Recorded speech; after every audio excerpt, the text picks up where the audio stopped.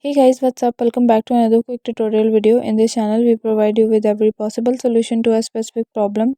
Whether it's a quick fix or a detailed tutorial, we are always here to help you. So in today's video, I'm going to be showing you how you could easily fix if your YouTube video pauses automatically. So if you are facing this issue while watching your YouTube video and you don't know how to fix that, then this video is for you. So without any further delay, let's get started. First of all, what you have to do is to simply head towards your YouTube mobile application. Once you are on your YouTube app, what you have to do is to simply head towards the profile picture and icon at the bottom right corner of the screen.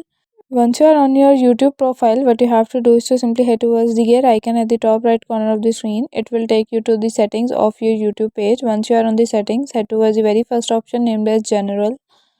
Once the General, what you have to do is to simply disable the option of this, like remind me to take a break. So you have to simply make sure that this option is disabled, and after that your issue would be resolved.